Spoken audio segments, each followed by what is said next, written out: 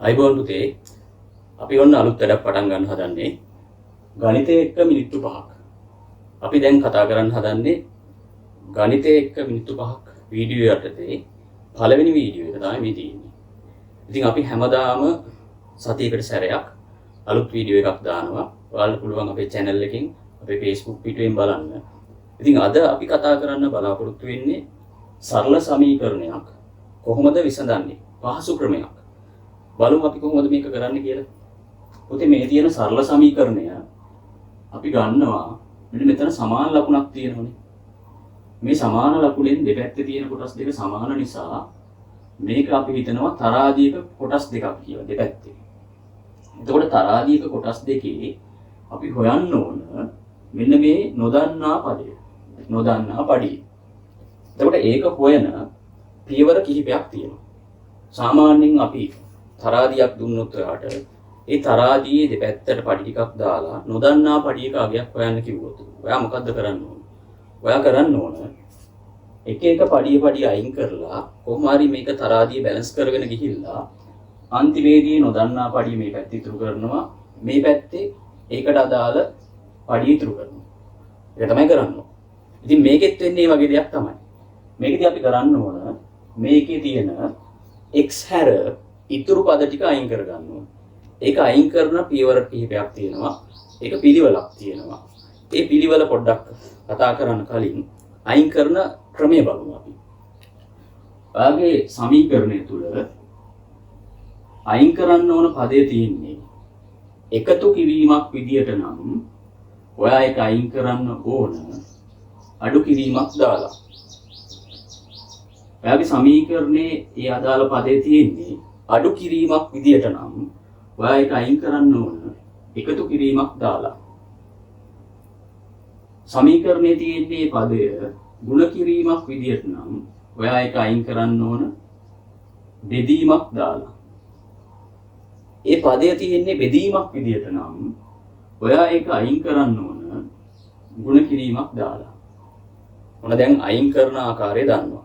දැන් මේ සමීකරණය ගත්තොත් මෙතන පදයක් තියෙනවා, මෙතන තව පදයක් තියෙනවා. මේ අතර තියෙන්නේ ගුණ කිරීමක්, මෙතන තියෙන්නේ එකතු කිරීමක්. එතකොට ඔයා මේක අයින් කරද්දී මෙතන ගුණ කිරීමක් තියෙන නිසා, ගුණ කිරීමක් අයින් කරන්න බෙදලා නිසා ඔයා මෙතනදී බෙදීමක් කරන්න ඕන. ඊට පස්සේ මෙතන එකතු කිරීමක් තියෙන නිසා, එකතු කිරීමක් අයින් කරන්නේ අඩු කරලා නිසා ඔයා මෙතනදී අඩු කිරීමක් කරන්න ඕන. දැන් ඔයාට සාමාන්‍යයෙන් දුන්නොත් ඔයාගේ ජීවිතේ ඉන්න කෙනෙක් අයින් කරන්න කියලා ඔයා මුලින්ම අයින් කරන්නේ ඔයාට ළඟින්ම ඉන්න කෙනාද දුරින්ම ඉන්න කෙනාද? අපි සාමාන්‍යයෙන් අයින් කරන්නේ පුතේ ඔයාට දුරින්ම ඉන්න කෙනානේ. මේ සමීකරණ වලත් එහෙමම තමයි. මෙන්න මේ සමීකරණේ මේ පැත්තේ තියෙන පද වලින් පද දෙකක් තියෙනවා, අදාළ ඉලක්කම් දෙකක් තියෙනවා. ඒ ඉලක්කම් දෙකෙන් ඔයා අයින් කරන්න ඕන මුලින්ම මෙන්න මේ අපි නොදන්නා දෙයට. නොදන්නා දේනේ අපි හොයන්න යන්නේ. නොදන්නා දෙයට දුරින් ඉන්න කෙනා. කවුද දුරින් ඉන්නේ පුතේ? 3ද 5ද? 5නේ දුරින් ඉන්නේ. ඊට පස්සේ 5 ඉස්සරහා තියෙන්නේ එකතු කිරීමේ ලකුණක්. එතකොට එකතු කිරීමක් නම් තියෙන්නේ අපි මොකද්ද කරන්න ඕන? අඩු කරන්න ඕන. ඕන දැන් මම මෙන්න මේ 5 අයින් කරන්න මේ පැත්තෙන් අඩු කරනවා 5. දැන් මොකද වෙන්නේ? දැන් මම කිව්වා මේක පටන් ගනිද්දී මේක තරාදියක් කියලා හිතන්න කියලා. මේ පැත්තෙන් 5 පඩියක් අයින් කරා. එතකොට මොකද වෙන්නේ? මේක බැලන්ස් එක නැති වෙනවනේ. බැලන්ස් එක නැති වෙනකොට මේ පැත්තෙන් අඩු කරා කියන්නේ මෙහි උඩ යනවා, මෙහි පහළ එනවා. එතකොට ඔය බැලන්ස් එක තියාගන්න නම් මේ පැත්තෙන් අයින් කර පඩියට සමාන පඩියක් මේ පැත්තෙනුත් අයින් කරන්න ඕන.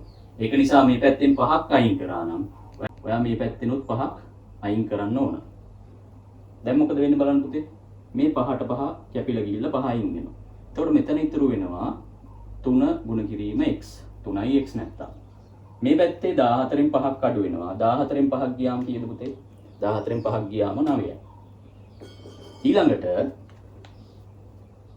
අපි අයින් කරගන්න ඕන දැන් ඊළඟ ඉලක්කම. මොකක්ද ඉලක්කම ඊළඟ? ඊළඟට ඔයා අයින් කරගන්න ඕන 3 ඉලක්කම. 3 තියෙන්නේ ගුණ කිරීමක් විදියටනේ. ඔයාට මතක ඇති ගුණ කිරීමක් විදියට තියෙනවා නම් ඒක අපි අයින් කරන්නේ කොහොමද පුතේ? බෙදීමක් විදියට. ඔන්න දැන් මම මේ පැත්ත 3ෙන් බෙදනවා. දැන් මේ පැත්ත බෙදද්දී මම අර කලින් කියපු කතාවමයි තරාදියේ මේ පැත්තේ අඩුවීමක් වෙනවනේ. එහෙනම් මේ පැත්තෙත් ඒ අඩුවීමම වෙන්න ඕන. එහෙනම් මම මොකද්ද කරන්න ඕන? මේ පැත්තෙත් 3න් බෙදන්න ඕන. එතකොට මොකද වෙන්නේ? මේ 3ට 3 කැපුණා. මේ පැත්තේ අදාළ සංකේතය තනි වෙනවා. x අකුර තනි වුණා. මේ පැත්තේ 9 බෙදීම 3යි. පිළිතුර 3ක් එනවා.